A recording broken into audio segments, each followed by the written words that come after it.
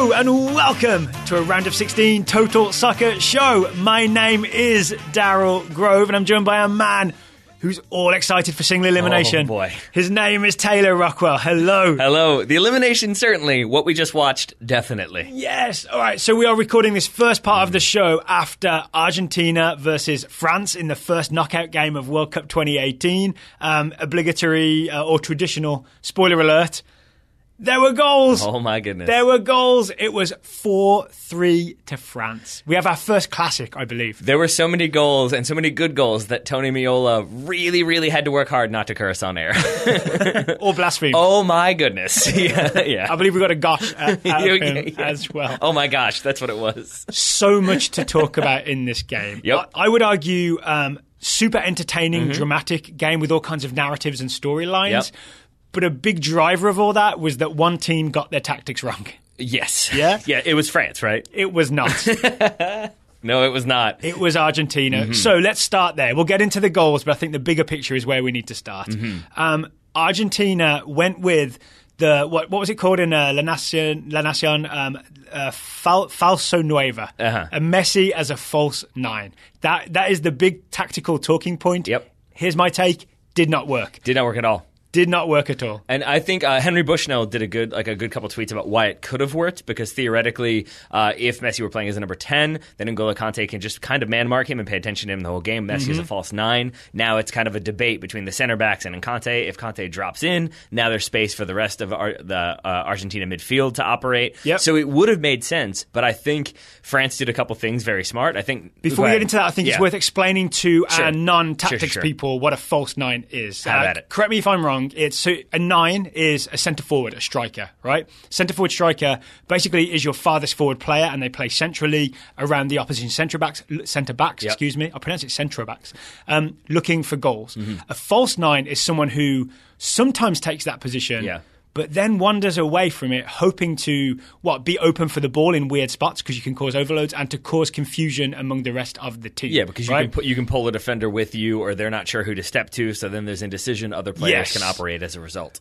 I think France were ready for this. I think it was a mistake for Argentina, and I think it's a great example of how Argentina were far too Leo Messi focused. Agreed. You have their whole game plan where you drop Higuain, you don't start Aguero, Paulo Dybala has no chance of ever seeing the field, just to let Messi have as much freedom as possible, and I think that was a huge mistake. I agree, because it's I compare it similarly to what we saw with Sweden, where they didn't panic against Germany. They let against Mexico. They let Mexican players make runs, let them drop in, and they were just like, no, we're holding our shape. Yeah, Grankvist was not following Chicharito. Right? He was not. And in this situation, everybody was keenly aware of where Leo Messi was, but you didn't have Matuidi in his pocket the whole game, or trying to be in his pocket the whole game, or vice versa. And same thing with trying to fit Messi in his pocket. Yeah, there we go. Thank you. And Kante the same. They were aware and they blocked him off. The blocking off, I think, is the key part. I wrote in my notes Bermuda Triangle. Yep. Because I kept seeing Umtiti and Varane, the two French centre backs, Messi hanging just not behind them, but in front of them.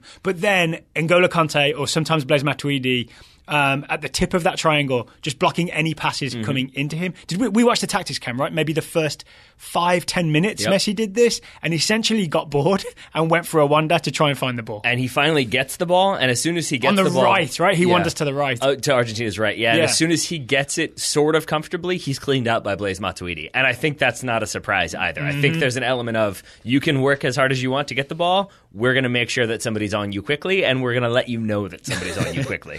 Okay, and before we get into the goals, I would argue this was the massive flaw in Argentina's game plan, is if your whole plan is Messi tries to get open, Messi tries to find space, and we try to find Messi, it's just too one-dimensional. Even if you make Messi multi-dimensional, you are still a one-dimensional team that doesn't have any other plans. You don't have an Higuain to fire the ball at and he can lay it off or hold it up. You don't have any other idea of what you're going to do. That's where Argentina fell short. And to France's credit, the first goal essentially comes from exploiting that. Yeah, because I think France did, because we were talking about what we thought Argentina should have done, and I think you hit the nail on the head before we started recording, that this game was set up for Argentina to counterattack, to sit deep, to wait for France to get stretched, and then to break on them. That is literally what France did to Argentina, and that is the first goal. So the first goal is a penalty kick. It is won by Kylian Mbappe with one of those possible all-time great breaks where he just bursts through the middle, eventually draws a penalty kick from Rojo. More on that in a second.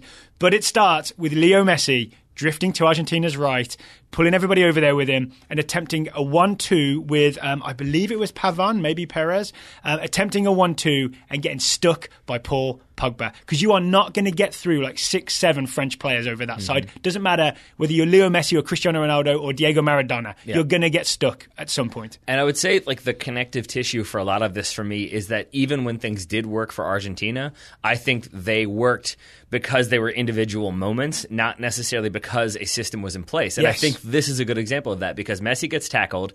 That's fine. But I think most of Argentina are sort of waiting to see what Messi does. And I would put that on, say, Ever Banega in this situation. When the ball spills to him, he just takes a really from bad... the Pogba tackle, it pops to him, and it's a really bad touch. And I think it's because he's not in that mindset of like the really well-drilled teams will be like, okay, Messi's going to cut inside. When he cuts inside, I go here. Somebody else fills that space. Somebody else steps here. You're saying Banega just had tickets to the Messi show? Yeah, basically. And so when it goes to him, he's like, oh, shoot, the ball popped to me. So he takes a bad touch. He's like a fan in the crowd at baseball. And they're not ready for the ball to come exactly. to them, right? And then they break their thumb, or then they turn the ball over. And in this case, that's what happens. It's a bad touch by Banega. It's collected by Kylian Mbappe. There we go. And then that's it. It's Kylian Mbappe all the way into the penalty area from there. And we rewatched this multiple times to see what Kylian Mbappe is doing. Yeah. This is the moment. This burst of pace through the middle is the moment where non-soccer fans who are just casually watching the World Cup will know who Kylian Mbappe is, because this is one of those light up the World Cup moments. Yeah, because it starts with the fact that his first touch basically takes him between Banega and Tagliafico, who are both trying to close. So it's an amazing touch, but that touch in and of itself is amazing, not just because it gets away from those two,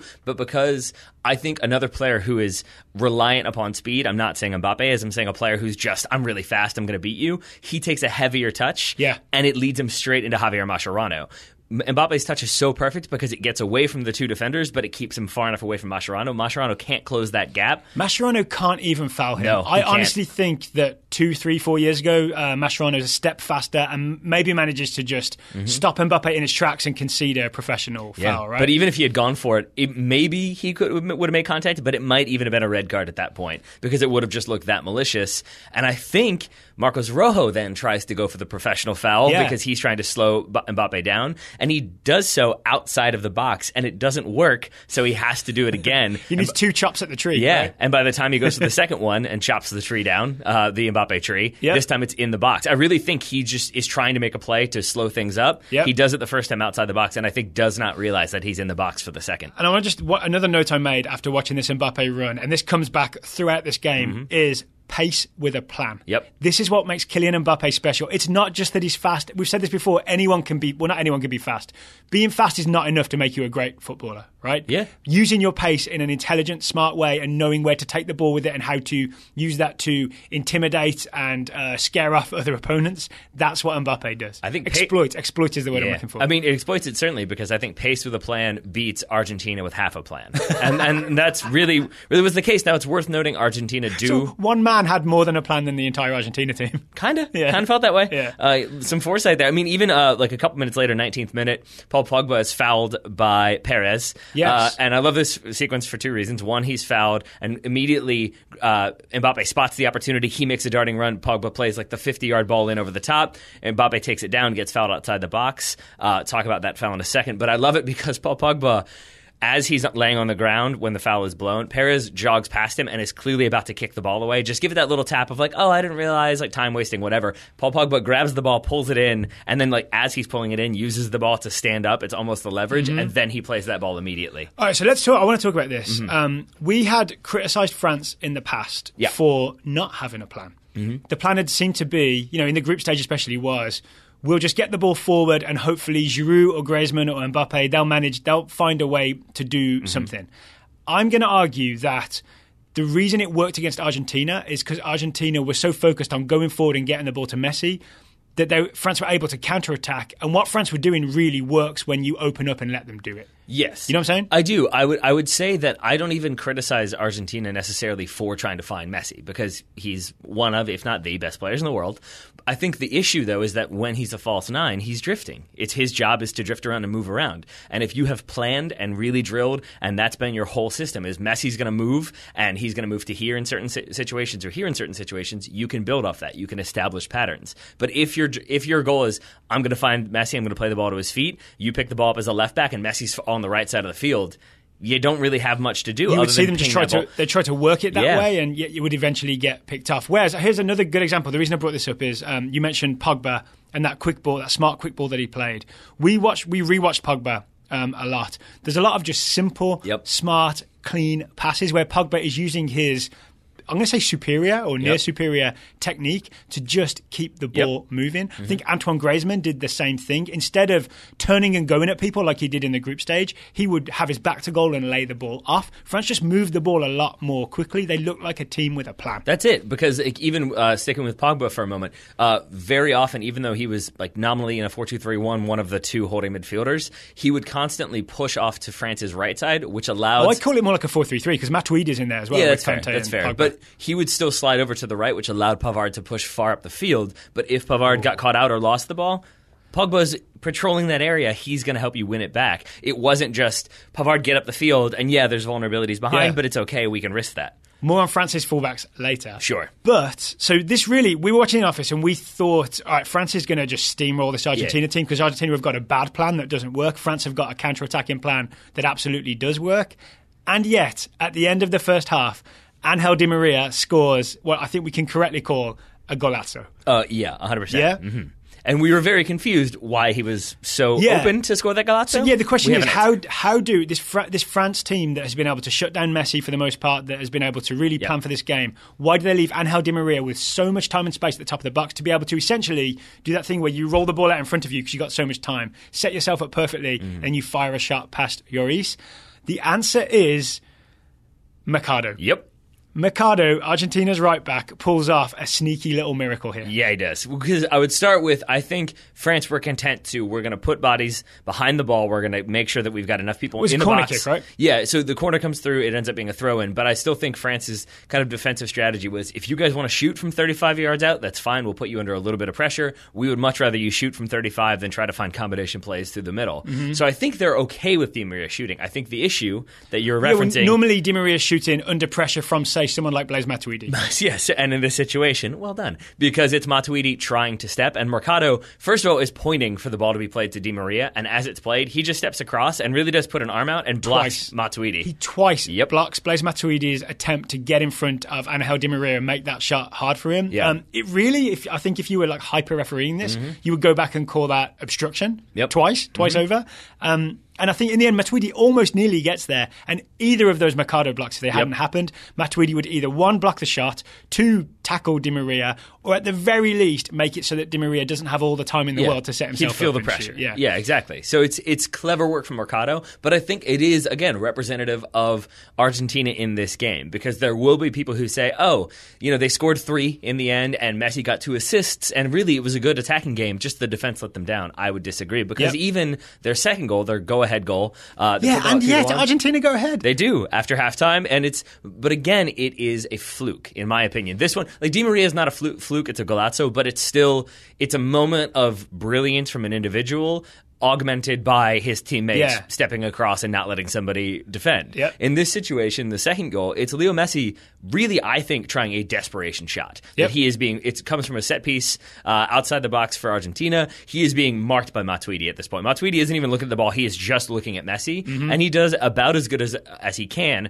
to make sure that Messi's shot is contested. It's from a tight angle. It's probably not going in. It's probably being saved. But it's a little... Hugo Lloris is picking that shot up. Yeah. That shot is bouncing into the arms of Hugo Lloris. Yeah. I absolutely guarantee that. It's just lucky for Argentina that Mercado gets in the way and it bounces off of his left foot, I think, and deflects past Hugo Lloris. That's exactly what happens. I mean, it's right place, right time, and it puts them ahead. But I think we talked about this. Sorry, do you want to talk about the goal some more? Yeah, I just want to say that I think that is a microcosm of what Argentina were trying to do, which is like just focus all on Messi and let Messi try anything he actually wants. And in the end, you can get some, 50% good shots and half chances that Messi will create out of nothing, but they're not good quality chances. They're not Messi one-on-one with a goalkeeper. And if it's not for a lucky deflection off of Mercado, that goal's not going in either. No, and the thing is... I'd even say it's better. The Di Maria shot is better because it's at least some teamwork, right? Yeah. It's Mercado screening for Angel Di Maria and Leo Messi's not involved. Maybe that's a better game plan, Argentina. It's possible, but I think again the lack of a game plan is shown in the minutes immediately after this second goal for Argentina, because we were talking about this, that like if your team is executing a game plan, if it is sit deep, counter, and cause problems, let the other team get stretched, you can do that. And if you score goals off of it, then you know, like, okay, the plan's working. Everybody sit deep again. But you can see after Argentina go ahead 2-1, Banega is telling different people different things. He's trying to tell people how to stay organized. You've got, I think Otamendi in the back is doing the same thing. Like, they don't have a plan for what to do when they go ahead. They're sort of, it really does feel like, oh my gosh, we're ahead. I guess everybody sit back now. Everybody try to defend. It's a little bit like the inmates are running the asylum and there's a visit coming from the authorities. And the inmates are trying to tidy everything up and make sure everything looks good. But you know what I mean? That like if you're executing the sit back, bunker, park the bus, whatever, everybody knows that's what they're supposed to do. But if suddenly you've taken the lead and now it's like, okay, I guess you defend, but maybe you sometimes step, like you're figuring it out on the fly, and it leaves a lot of indecision, and it leads a lot of half approaches of two people go pressure, but two people stay back, and suddenly there's a gap. Well, that's why Argentina's lead only lasts, 9 minutes? Thereabouts, yeah. Thereabouts 9 minutes, because Benjamin Pavard, France's right back, does his very best Nacho impression. Mm-hmm. Pavard should get tested for diabetes. That's what it takes for that? This goal is way too similar for Nacho. Just him, but not Di Maria. Just Pavard. No, because Di Maria is not similar, right? It's not like he's not a right back. All right. It's not like a sidewinder, slice outside of the foot volley. It's so similar. It's scary. It's real pretty. Yeah. But it is the difference here, because I'm sure there will be people who wonder, like, why is this any different than Angel Di Maria's moment of brilliance? Like, isn't this just an individual goal? And the answer is yes, but no. Because it's really, really well struck. It is perfect technique. He hits it exactly how he has to hit it for it to be a goal. But it comes about from Argentina sort of getting pulled apart. Yes. That I think it's Pavon, like he's trying to help cover the advancing Hernandez, the left back for France. He's trying to cover Lucas Hernandez. But then not Theo, as I accidentally said in the preview. But it's him like trying to do that, but also cover the middle. And so there's a little bit of stretch, and then I think Mercado thinks, oh, okay, like then I don't need to worry about covering the advancing fullback because he's covered by Pavon, so then he lets him slip, and it's basically, again, it's just Argentina not necessarily knowing what they're supposed to do defensively, and France knowing exactly the patterns they want. And here's the thing, they've got Hernandez, their left back, really far forward. They've got Pavard, their right back, really far forward. They have stretched Argentina out. That is why Matuidi is able to slip that ball through the channel for Lucas Hernandez to run onto, beat Mercado to it, and cross it in. Right? Yeah. Argentina. I think he beats Pavon. No, right. He beats Pavon for the second one. For this one, he beats Mercado. He does. Yeah. And it's telling that it happens more than once. Yep. Otamendi can't get more than an eyebrow to it. Tagliafico just swings at it and misses it, and it bounces out to Pavard, who slices it home. I love this goal so much. As do I. Deadspin did a super slow motion replay, like from behind Pavard, set to music, which is fine. But the best part about it, it's good. It's good. It's very extended and it's good music. But my favorite part about it is I think it's Tolisso. In the super slow motion, you can see his face as he watches the shot come, and he just gets more and more excited, and like the arms go in the air before the ball is in the net. He knows it's going in because he can see how much that ball is moving. But just watching a player's face go from like neutral, oh, he's had a shot, to extreme, oh, that's going in, to full celebration. It is wonderful. Can we talk about France's subs? Oh, they're great. Because they were great. Yeah, they were. I don't think they were even warming up. I think they just kept going round behind the goal so that when French players scored, they could all run on in their purple pennies and celebrate with their teammates. Mm-hmm. It was sort of heartwarming from a French perspective to see a bit like the England team. It feels like a lot of young players who are very together, and they'll all run on, like Adel Rami, as if he was part of the team. Yeah, and they have many more opportunities, Adel Rami included, because from that point it's 2-2. That's the equalizer. It goes 4-2 within 11 or so minutes. Mm-hmm. That's how quickly France are able to capitalize. I think the Mbappe show begins. Yes. You also noticed that I think after Pavard's goal, you looked at Pavon, and don't know if there's a close-up of him where you just see his body language. You can see it on the tactical cam. He sort of collapses, like hands on knees, as if the game's over and Argentina are defeated. And what they said to me, so you mentioned earlier that when you've got a plan, you can feel really confident about it. I think there's an element of this that I think Argentina knew they were lucky to be ahead and had tried to organise themselves. So, okay, we've somehow got this 2-1 lead against the run of play. Let's try and defend it. Didn't last long at all. And now suddenly, what do we do? What do we do now? And the answer is we don't know, and Kylian Mbappe is about to murder us. Right? Yeah. Because once again, you see the 3-2, the go-ahead goal. The most important goal of this game, I think, is Kylian Mbappe once again having pace with a plan, and Lucas Hernandez once again getting down the left. All the things that are going on in this game all happen at once, right? Paul Pogba with a beautiful ball down that left side to Lucas Hernandez. Lucas Hernandez cuts it back into the box, and Mbappe's made a nice run from the other side. It gets half cleared. I think it might be, I could be wrong, but I'm fairly confident it's Pogba gets on the end of it and gets a shot that's blocked, and that spills to Mbappe. It spills to Mbappe. He has a forest of Argentinian defenders and French attackers in front of him. Kylian Mbappe accelerates away from all of them on an angle and then shoots. I'm going to call this pace with a plan once again. He knew where he needed to get to, how to get there, and what he was going to do once he arrived. Yep. I mean, and again, he splits Perez and Mercado this time instead of Perez and Banega, but it's very similar to that first moment we talked about, with that one touch really is enough to get between the two defenders, and he's fast enough and fleet of foot to then be in a position where he can get the shot off quickly. I want to say, though, it's not just this moment of individual brilliance from Mbappe, because we saw him do it several other times in this game when there was two defenders on him and it was a little bit too tight. He'd just take that one touch to get away, and then he'd take the second touch to play a simple pass or to play a ball like down the line for an advancing runner. It was a recurring thing for Mbappe, was touch and then touch. And here it was touch and then shot, and it ended up being touch and then goal. I think the touch is like to open a bit of space, right? And get the defender leaning one way and then go the other way, and there's just no stopping him, as Rojo found out. That too. And then also, as Armani found out, and this I thought was, I think I'm throwing it to you for this one because you so rarely agree that the David De Gea technique for saving these types of shots works. But here I think we agree that would have been the way to go for Armani. Yeah, maybe a foot save instead of trying to dive down low too late. Yeah, absolutely. He does the feet set, kind of like arms down, but because his feet actually aren't set, I think he's just landing as the ball is about halfway towards him. He's not able to get down fast enough. Armani's attempt was ill-suited, one might say. There it is. Argentina then. The puns are recharged. Argentina get stretched out. The fourth goal, where France make it 4-2 through Mbappe again. We looked at this on the tactical cam, right? Argentina are spread horizontally because, once again, France have their fullbacks way out right? There's Pavard on one side, Hernandez on the other side. They're stretched out wide. They're also trying to win the ball back high, so Argentina are stretched horizontally and vertically because Aguero and Messi and Pavard. It's stretched in all. It's a terrible aspect ratio, is what Argentina have.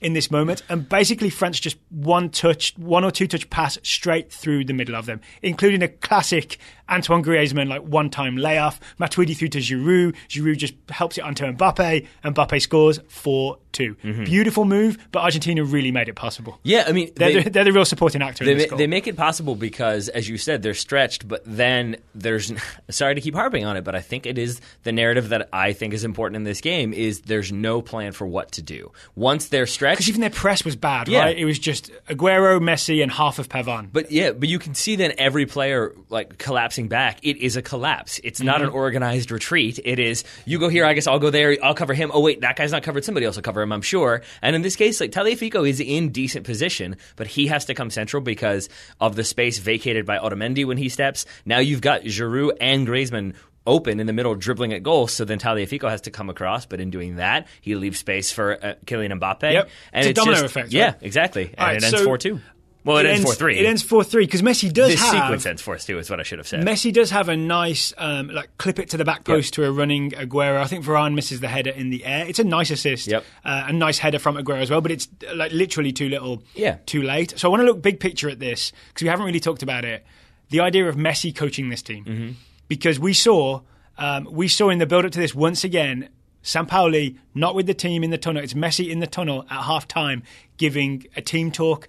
I think deliberately, visibly doing it there so that the cameras catch it, right? You could do that in the dressing room if you want to.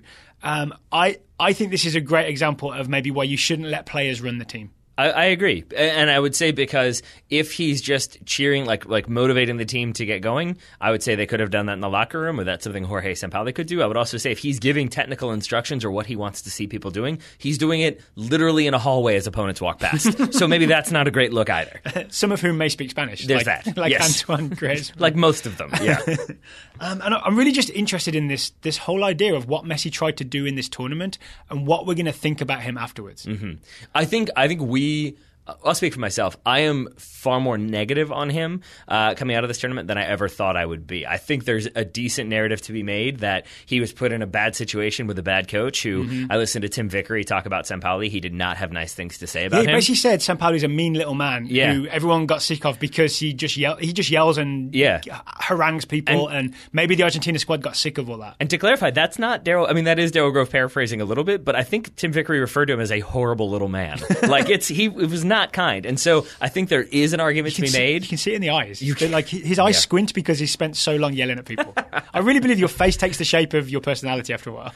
Is that why yours are so smiley? Maybe, yeah. Those happy eyes over there. But no, I mean, so I think you could make that argument that Messi's put in a bad situation with a coach who's maybe over his head and isn't very popular, and he's trying to figure things out, and he did what he could.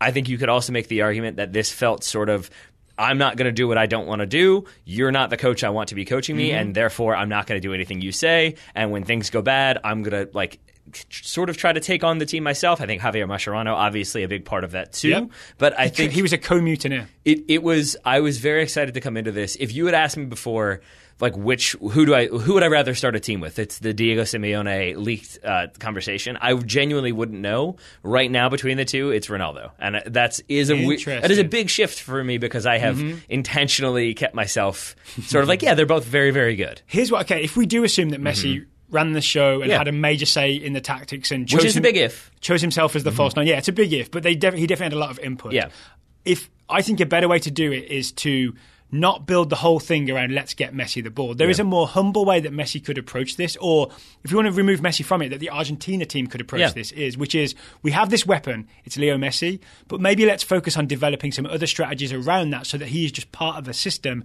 instead of our plan is let's give Leo Messi the ball. Because you and I have both played on teams where we have a clear best player. Like we've had some teams where we have ex-pros on the teams, you know what I mean? Yeah. And it's always give that guy the ball. That guy will score, we'll lose 3-1. That is a regular thing that happens in soccer. I'm a big believer in that having one star player, focusing on him does not work. I would say focusing on him to the detriment of the team. Yes. Because you can definitely have a star player and build around that star player, and as long as you're suiting their skill set and giving them avenues to play off of, I think that's fine. I think that's what Portugal have done, and I think that works to Cristiano Ronaldo's ability and his mentality as well. Whereas if you're just saying play the ball to Messi and then let's all watch, it leads to Ever Banega having a bad touch. Two other things really, really briefly. I want to say one, Argentina were even sort of fortunate that it finished the way it did. Could have had two men sent off. Tagliafico for that 19th minute foul. Yes. He was last man, right? It's denial of goal scoring opportunity. And it's outside the box, so it was a free kick outside the box. Could have been a red. Is the other one Otamendi? Yes, because I do not like... I didn't really have any feelings about Otamendi, which is saying something given that he plays for Man City and I like Man United.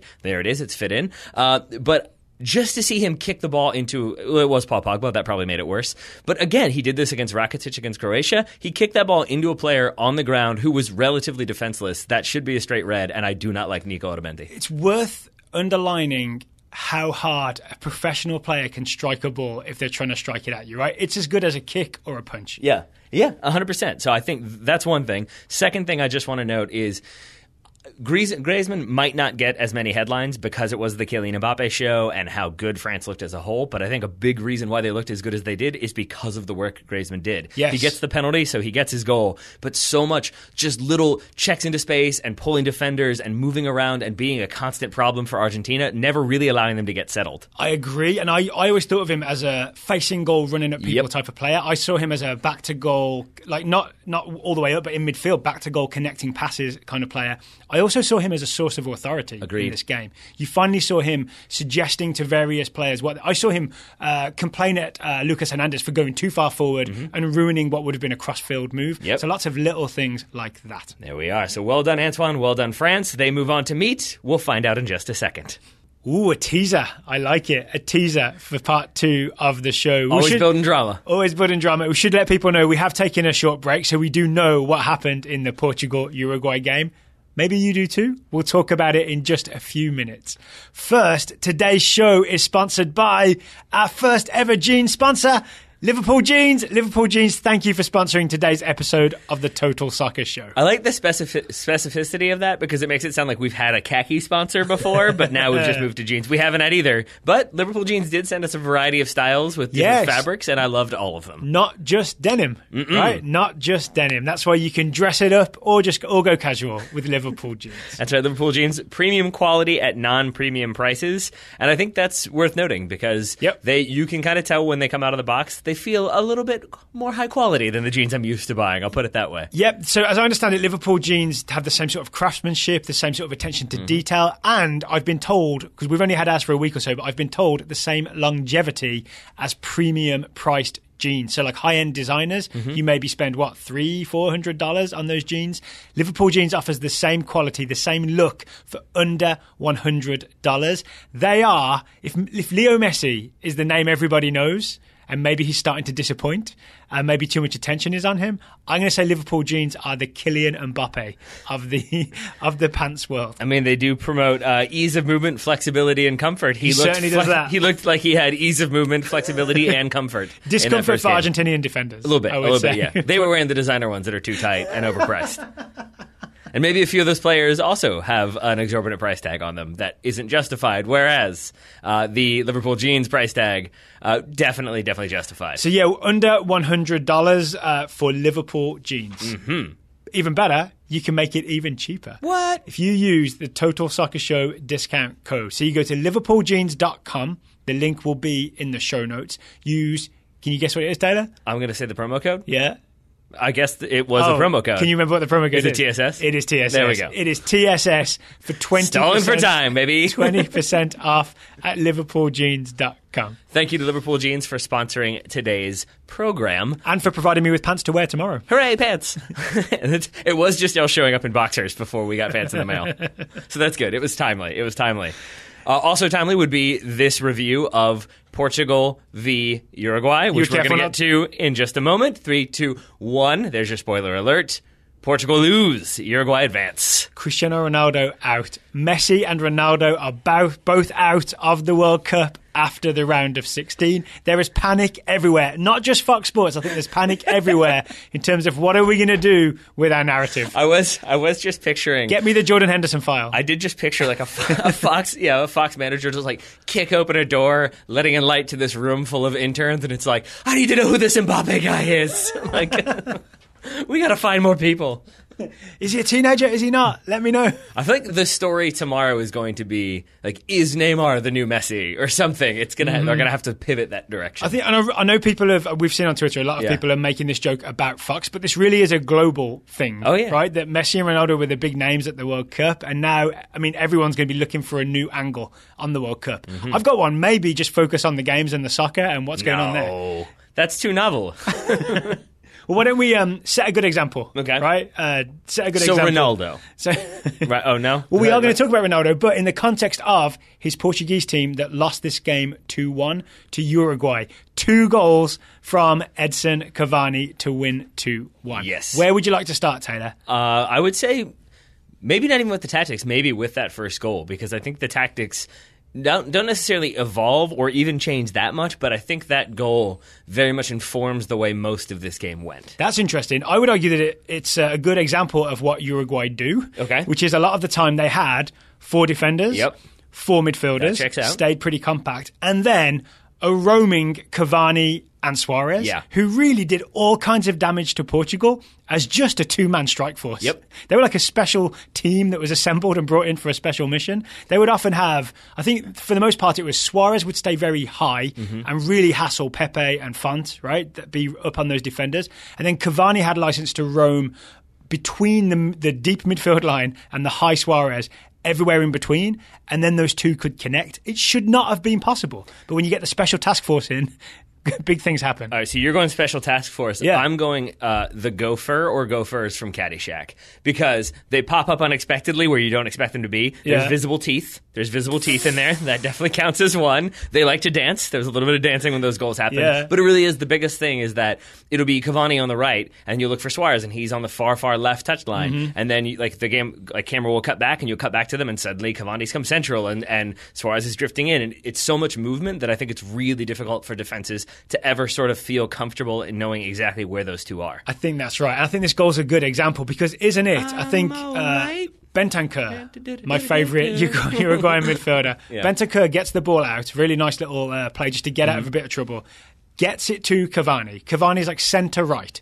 Cavani swings it out left to Suarez. Then Cavani makes a run into the box. Suarez, little dribble. Then an in-swinging ball to the far post, and Cavani is there to meet it with, I believe, his cheekbone. His beautifully chiseled cheekbone. Yeah, yes. So it turns out he rivals Jose Peckerman. You can really get a good angle on those cheekbones, it turns out. Man, so it is definitely off of his face, which I know we had a conversation. Is that like a little element of luck? Maybe it is. But I think the biggest thing about this goal is how, aside from his face and cheekbones being the ones to score, there's so much like technical... I'm just saying, if that was Wayne Rooney's cheekbone, the ball just kind of drops with a thud. Of course, yeah. Cavani's are so pointy and high that he can get a good angle on them. I'm taking shots at Wayne Rooney. Come on, man. But welcome to town, Wayne.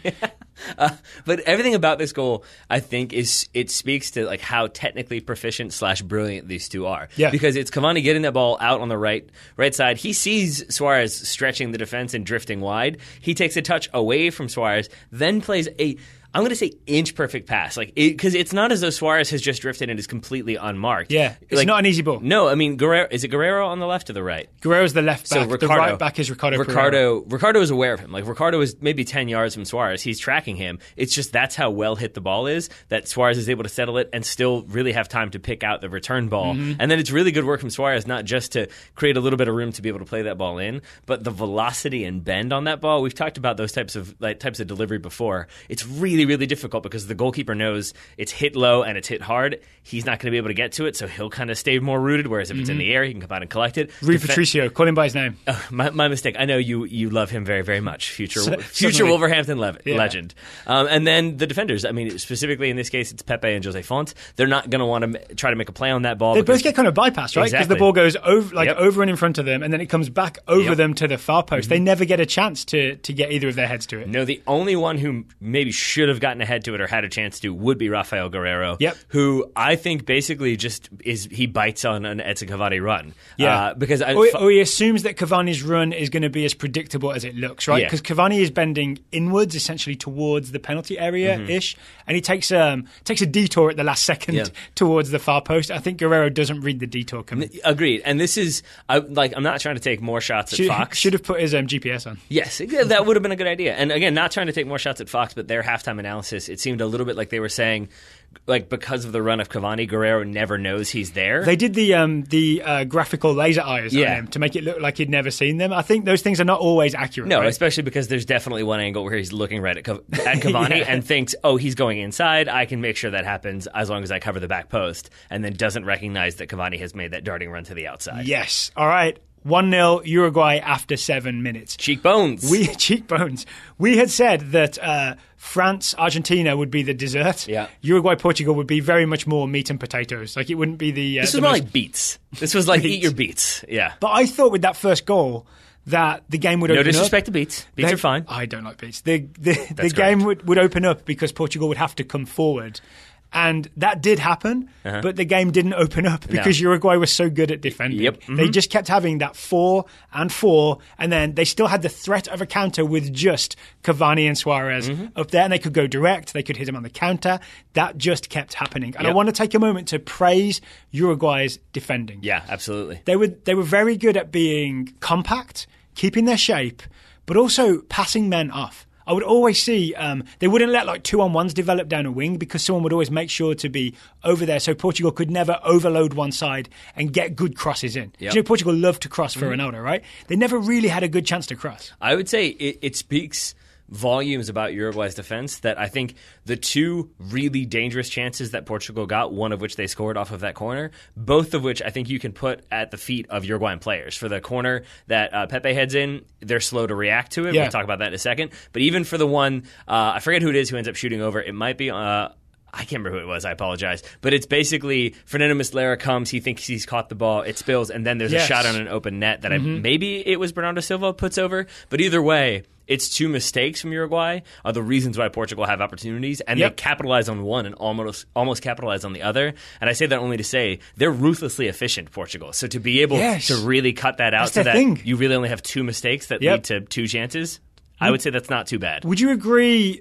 I don't know if we agreed on this when we were watching or not. My theory was that Portugal's fullbacks, so Laxalt and on the other side was Caceres. Uruguay's. Gotcha. Uruguay's fullback, excuse me. Whenever Portugal were attacking down the wing, they would keep what I would call a respectful distance, which is maybe 4 yards, 5 yards, where it's not enough that you're committing to a tackle, but it's also close enough that you're blocking any sort of cross. Yep. And so Portugal never really had a chance to run at them and never had room to deliver a good cross. Yep. And that must be super frustrating if you're a Portuguese winger. And all you're trying to do is serve it up for Cristiano Ronaldo. I think it's especially frustrating because to go back to the Angel Di Maria goal, this is what we were talking about, is that if you don't feel those footsteps, if you don't feel that presence there, you don't have to worry about it. And so you're just focusing on hitting the ball perfectly. But if you're trying to cross for Portugal, if there's no one in front of you, if you beat someone to the end line and now you've got that open opportunity to drive it across, it's open. Yep. But if I've got Daryl Grove standing 3 or 4 yards in front of me, I know that if I try to cross, you're going to read that, step to it, and probably block it or cause problems. It makes me think about the delivery, and ultimately, in a lot of cases for Portugal, it makes me recycle the ball and move it back around and try it again. And just think maybe it'll be better down the other side, and it never was. I'm imagining Uruguay in practice measuring out the optimal distance to get close but not too close to a winger, so that he can't cross, but also he can't run past you. And I feel like they figured out whatever the optimum yardage is. I'm trying to figure out who that would be on Uruguay who's doing the measuring. And I want to say it's Bentancur. Tavares would oversee it. Well, obviously, yeah. I want to say it's Bentancur because he, has that upright posture. He seems very specific in his measurements. But then the other option would be, who was it who we saw go over after Uruguay went ahead? I think it was either Vecino or Torreira. I think it was Torreira. He might be the one because when Uruguay get the go-ahead goal, the eventual winner, the entire team goes to celebrate. He goes over to talk to the manager. Gets a little bit of water, of course, but it's mostly you can see them figuring some stuff out. He goes back out, talks to the rest of the team, and kind of reinforces the game plan. So I feel like he would be the one to be like, no, you were 6 inches too far away. Get closer, get closer. So we said that Uruguay shut down all Portugal's crosses, and yet Portugal equalised early in the second half from a cross. But we have a theory as to why they were able to do this. It's essentially Portugal kept taking those corners short, which I don't always love because I think that can be sort of a waste. But in this case, it pulls out two Uruguayan defenders, and that's the key there, is that they're not there right away. They were later on. But for this one, they're running out to meet it because I think they're not quite as focused. And I think that extends to most of the Uruguayan team as well. Yep, so it was a surprise short corner that allowed them to essentially have the 2-on-1 or 2-on-1.5 because the Uruguayan defenders were rushing over there to be able to deliver that ball straight to Pepe's head. And Pepe, to his credit, has lost Jimenez. Well, yeah, and it's to his credit because it's like, don't get me wrong, it's a good run, it's a great finish, but it's also because when the corner is taken short, like when it's first put back into play, Pepe is outside the 18, and I think Jimenez has spotted him. Diego Godin is on Ronaldo, so as Jimenez, he was for most of the game. Yep, correct. But very good at passing him off and coming back and all that sort of stuff. Yeah. But for this one, Jimenez is waiting for Pepe to come into the box, and he's kind of taken up that position of when he gets close, then I'll make contact, and then I'll start marking him. And as he's waiting, you can see him look at Pepe, and then he looks back and realizes the ball is back in play, and that's the last time he looks at Pepe. He's focused on like, oh, they've taken that short, we don't have numbers there, I better adjust, and then Pepe just runs in behind and gets ahead to it.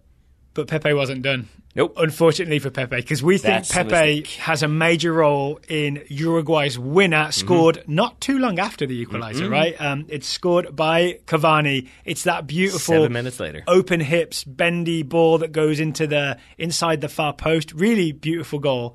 But it comes from a Muslera long kick aimed for Suarez that Pepe meets, but Pepe heads it straight to Bentancur, who then squares it to Cavani, who scores. I'm not even sure. Does he definitely get a touch to it? I think, yeah, he definitely gets there, but not in the way that he wanted to, because he doesn't head it clear. He instead heads it diagonally down to the feet of his the opposition player, Rodrigo Bentancur. And we think the reason why this happened, it's something... No, I think we're pretty confident. Okay. Then it's something that I had not necessarily... I don't think I've spotted before, but it's something Luis Suarez does. And he did it several times in this game, most of the time, I would say, in a fairly nefarious way. Oh, yeah. But he sees the contact coming. And if you watch this play, as the long ball is coming in, he looks, sees Pepe charging, and basically steps and opens up so that his back is completely to Pepe, so that if Pepe runs through, it's always going to be a foul. He was all about winning free kicks around the top of the area, and you right? can see he was going for it right here. Yeah, and here you can see it because he knows Pepe's coming, and he anticipates the contact because Suarez grabs his head. He grabs his head before Pepe's even there,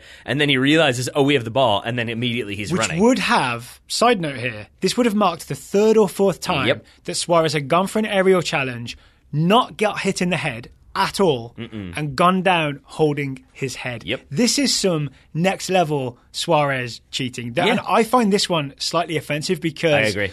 There's a genuine thing in soccer of head injuries being super dangerous, and I think more needs to be done and all that. For someone like Suarez to take advantage of the concern around head injuries by constantly faking head injuries after aerial challenges, I think might be pushing it too far. 100%. Yet it worked. It worked, but it didn't work in other sequences. It worked here in the sense that they were able to keep possession and eventually score a goal. But the ref didn't give it. And earlier... That's true. The ref was wise to it, right? Yeah, and I think the 44th minute is when Suarez goes down, Portugal break. All the Uruguayan players lose their minds once the ball goes out of bounds. Like, how could you not stop it? He's got a head injury. Stu Holden, I think, was very upset. When you watch that replay, there is no contact to Suarez, and that is the one that troubles me more. Yes. Like don't get me wrong. I'm annoyed by diving, and I'm especially annoyed when people feign injury. But like this one is even more nefarious to me because he knows it's a counterattack. Suarez knows there's a break on from Portugal, and I feel like he's doing. So he's this hoping the ref will blow his whistle, call it dead because there's a head injury. You have to stop the game for a head injury. Yes. So well done, ref, for not falling for it. I think so. Thumbs down, Luis Suarez, for even trying that. And maybe thumbs down to the referee for most of the way this game was called. I would add that too. But let's get back to the goal. Pepe knows that Suarez has been backing in, grabbing his head, feigning injury. Pepe tries to outsmart him. And so I think he basically tries to run around him or sidestep him. He goes to the right of Suarez. And then jumps to meet the header. But I think it's because he takes that weird angle to get around Suarez. Agreed. He ends up heading it straight to Bentancur instead of clear. So in a way, Suarez wins this battle just by getting in Pepe's head and being super annoying. Yes, but I think then it's the intelligence of Suarez or the competitiveness or what have you, because that ball goes to Bentancur, he turns, he spots Cavani is wide open on the left, and he could play that first time, but what Bentancur does is he dribbles forward, like he spots it and never looks at Cavani again. He takes 3 or 4 touches, and you could see the Portugal defense kind of collapse upon him. Then he plays it wide, and this is where I give Suarez credit, is that I think other players would be so focused on getting their goal or trying to help their team get a goal that they wouldn't be aware of what was happening. Suarez absolutely leaves this ball. He could get a foot on it and then try to get a shot off. Instead, he lets it run right in front of him to Cavani to hit first time because he's got the angle and he's got the opportunity. Because there's a thing of they all focus on Bentancur. They also could be the Portuguese defenders could be focused on Suarez because he's a danger and because he's just annoyed them again. So there's extra magnetism around those two that leaves Cavani open to hit that shot that he hits to make it 2-1. One extra thing I want to talk about on Uruguay's not exactly time wasting, but bending of the rules. This is why I think the referee didn't do a good job. They kicked the ball away. A lot. And it wasn't... Every time they conceded a foul, as in a Uruguayan forward would foul a Portuguese defender, they would kick the ball away, either down the field, in the stands. Once Cavani just volleyed it in the stands one time. And I think they weren't running the clock down. Or your idea was that what they're essentially doing is giving Uruguay, giving their teammates time to fall back into that 4-4. So they always had that shape because they always had time to not be taken by surprise. I think they have a firm belief that if they're in their shape and doing what they need to do, as I said, they made a couple individual mistakes, but on the whole, they don't make many mistakes, that defense. And I think they back themselves to, if we're in that 4-4-2, we're good. If they're not, that's where there's concern. And that's why I think you have Suarez feign the head injury, because he wants to break the counterattack. It's why you have Cavani volley that ball away. Sorry, I'm talking a lot, but I would say, but also, that's on the official. That's on the ref. Yeah. And it should have been a yellow for time wasting. And it's kicking the ball away. Yeah, it should have been. But it started really early in the game, and it was minimal. It was the usual thing where like Cavani picks up the ball to have a word with the referee, and then rather rolling it back to the player in front of him, he rolls it off to the side. And then the next time he does it again, this time he throws it, and it's 10 yards away. Is this like give him an inch and they'll take a whole field? Yeah, kind of and thing? then it keeps going from there to what you said. Like there's a point where Cavani just, referee blows the whistle, play is dead. Cavani walks over and volleys the ball out of bounds, and then walks back, and nobody does anything. So give them an inch, and eventually Cavani will volley it into the stands. Yep, yeah, pretty much. As we know, he's pretty accurate, so he knows exactly where. He's like row double D. Yep. But yeah, I mean, he's accurate. He found a spot. But seat 54. But it extends also to like if you watch Muslera when he gets the ball. Sure, there's an element of goalkeeper. Yeah, we're ahead 2-1. I'm going to take my time putting this ball back in play. But I genuinely believe that a big part of it is okay. Maybe they got like a little bit of a break there. They crossed it in. I caught it. He waits for everybody to get back in their rough positions. Then they'll restart play. It's not just about killing time. That's certainly a happy coincidence. Yep. But I think the biggest thing is everybody needs to be in their exact right spot before Uruguay commence to play. So we've complained a little bit about Uruguay's time wasting and Suarez's very nefarious tactics, but full respect to the job they did here. Yeah. Right? Special forces did their job here. They sure did. Should we look at Portugal just for a second? Sure. So it seemed to me that they didn't really have a plan B. And I do remember, say, Tiago Estevão, a Portuguese writer who we had on the show, and we read his work on Twitter and elsewhere. He talked a lot about Portugal being a bit one-dimensional in terms of just crossing the ball into Ronaldo, not really having a plan B. So much so that we noticed at halftime Portugal switched it up a little bit. João Mario switched wings, Guedes went from the centre to out left, Bernardo Silva went centre. But it was essentially the same game plan with just a slight tweak in personnel. There was never a whole new plan.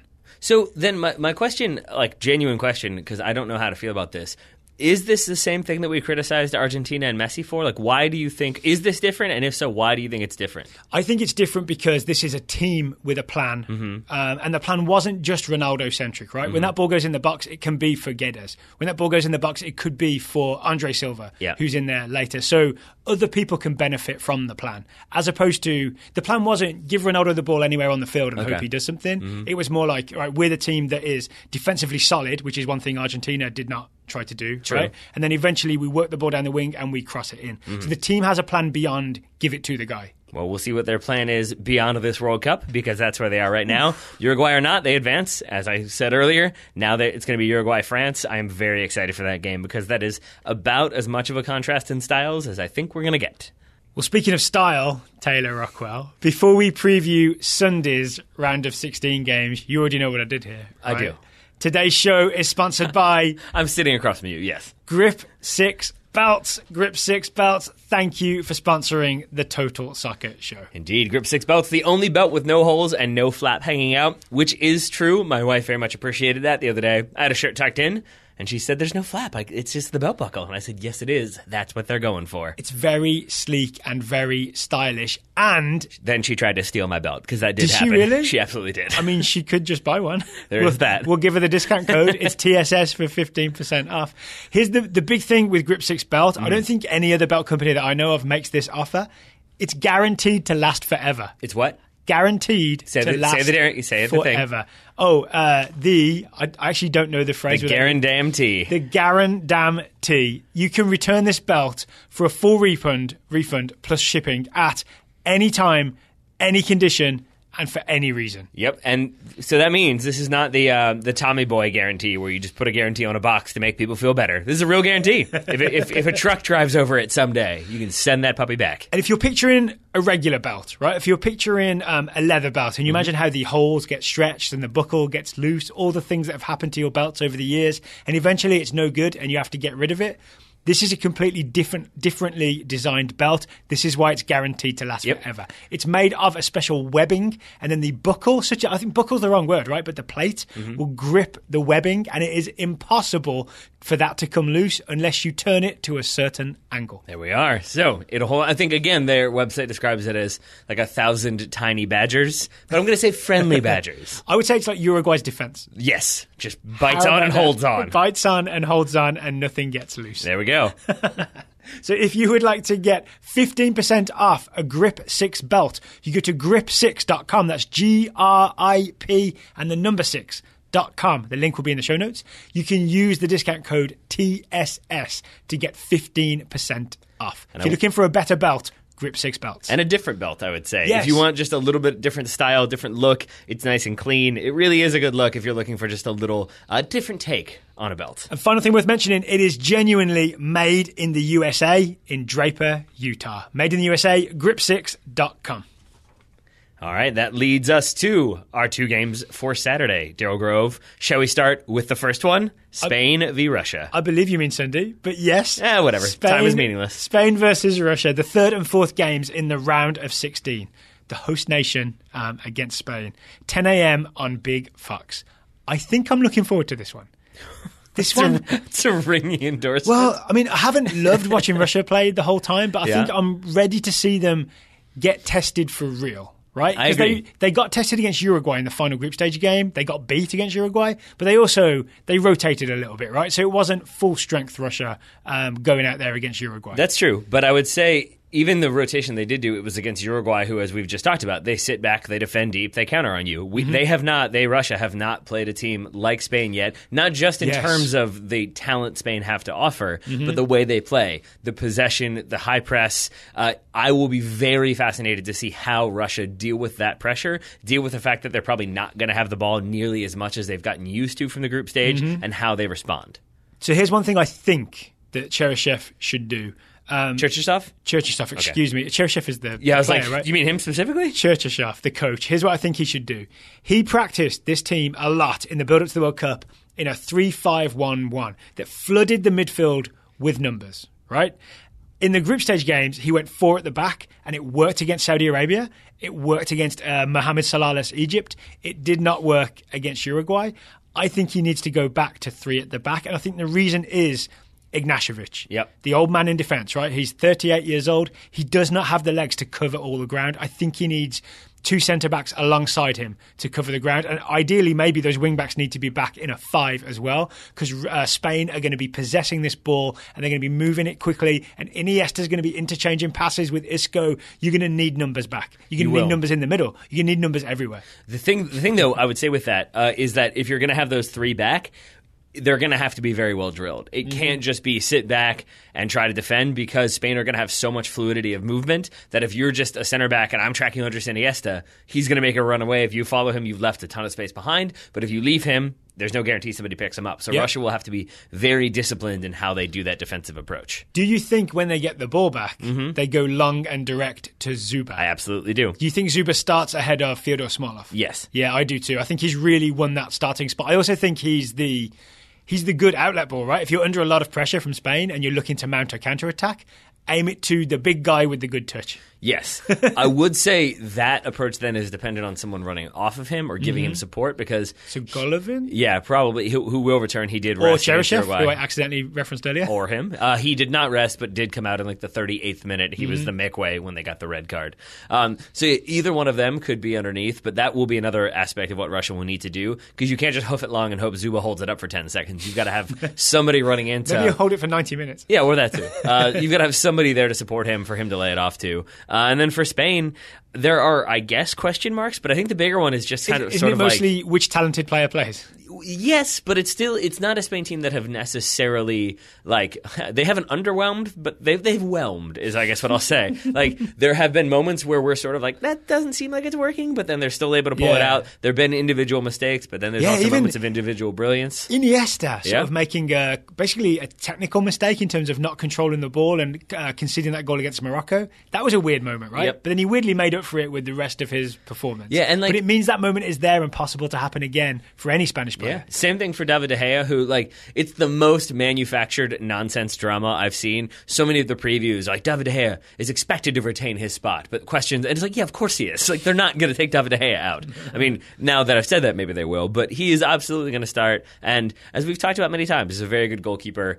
Maybe he's left in another situation where he makes a howler. I think it's far more likely he pulls off some big saves and helps Spain win this one. So we expect, despite reading about how Busquets is on a yellow card and might miss the quarterfinals if he gets booked, Previews. How about play him in the round of 16 because you need Busquets in the middle of your team? That feels like a problem for another day, sort of thing. I'd be very surprised if Busquets does not start this game.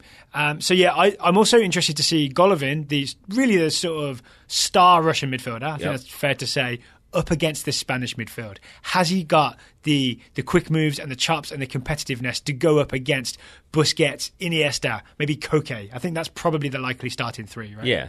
And then who is it? Gazinski? I feel like he's the one that we have only mentioned in reviews and never mentioned in previews. Yes. And yet he always seems like he justifies being mentioned. So Yes. I'm just going to mention him as a player who can score, can create plays, can assist, and does a job in the middle of midfield for them. I think the other thing about Russia is the wing-backs. Yep. So it's probably Fernandez, the right wing-back, and Zhirkov, Zhirkov, the left wing-back, or the left back and right back, depending on what the shape is.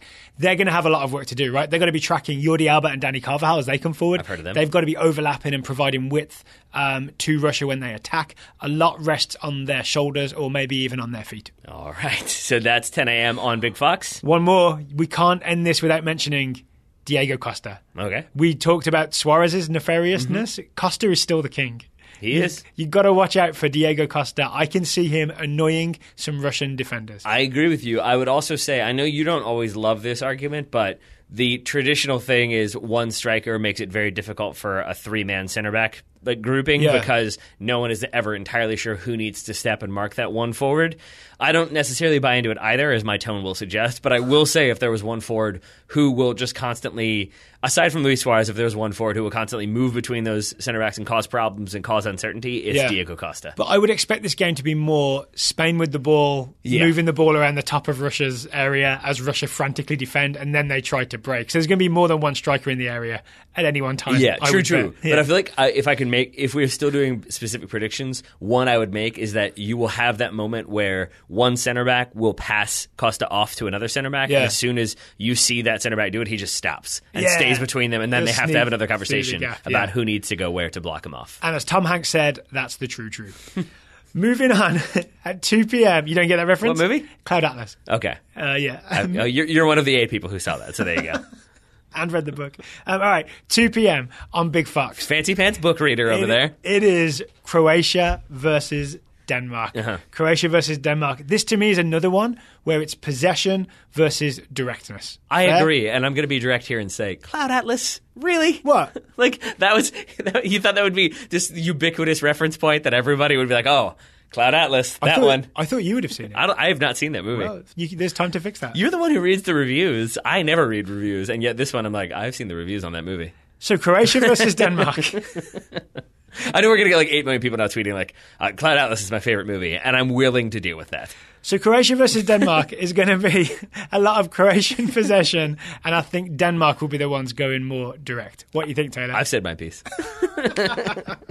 I mean, similarly to what we talked about with some of the previews with Spain and Russia, this one, the big concern from a lot of previews I read is about the number of players on yellow cards. Croatia have 8. Why are people worried about that? I understand don't know, because I think if it's the final group stage game and the team's already through, I get it.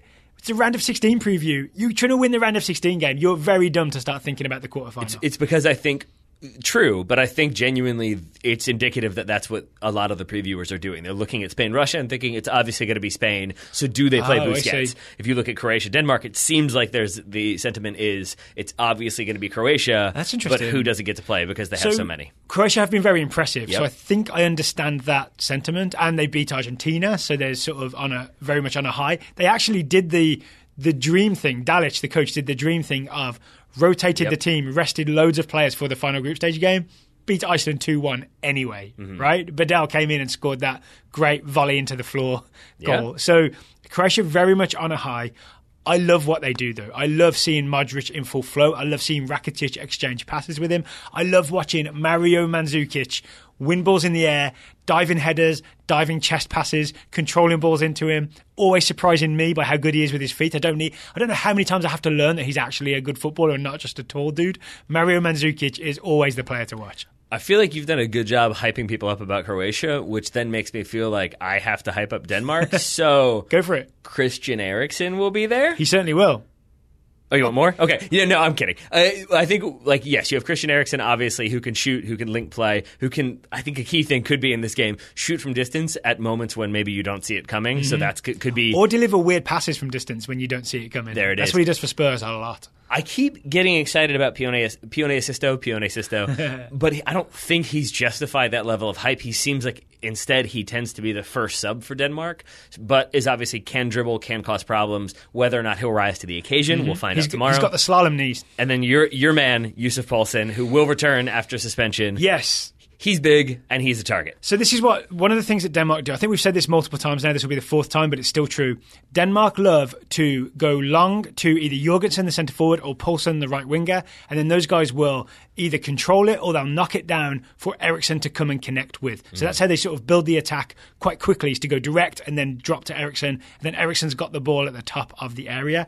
That might be a bigger ask against Croatia than against other teams. Yep. Do you think of the centre-backs for Croatia, Vida with the weird haircut, and Dejan Lovren? Those guys are good in the air. Those guys are nice and aggressive. I think that's going to be a fascinating matchup, is when Denmark go long, will Lovren and Vida be able to repel those long balls? Well, first of all, Vida thinks you have weird hair, so in your face. Second of all, yes, I think that is...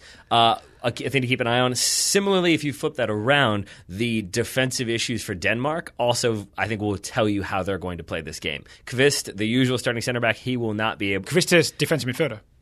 He will not be able to play in this game. So the question is it going to be Shona or will it be Andreas Christensen, not Christian Eriksen? I think that tells you a little bit more. Andreas Christensen, a natural center back, can play holding midfield. If he's there, that means I think Denmark definitely inclined to block out the middle and force Croatia wide. Was it the Australia game where they went 4-1-4-1 and played Andreas Christensen as the central defensive midfielder? I think it was. It was the final game of the group stage, which I believe was against France. Against France, yes, you're right. Yeah, Denmark-France, because that was the eye-watering game. Yep. Yeah, so Denmark could do that to us. You wouldn't remember it because I think you had it professionally removed. I did. The only 0-0 game of this tournament still. Yes.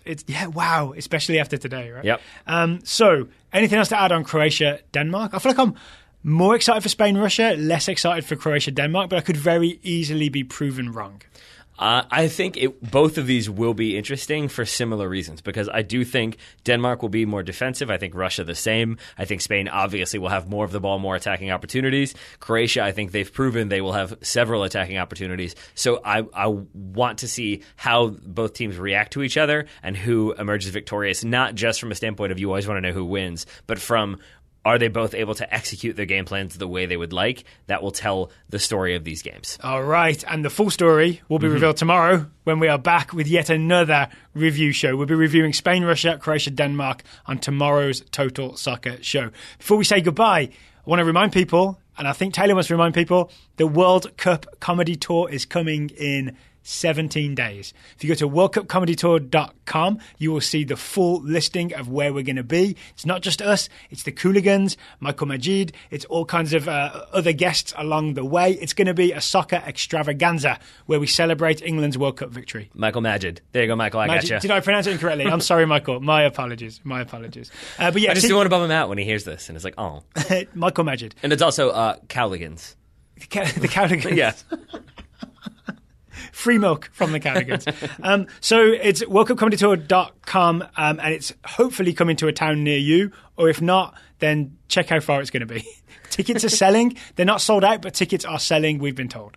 You write ad copy for a living, right? I mean, not on the fly. Okay.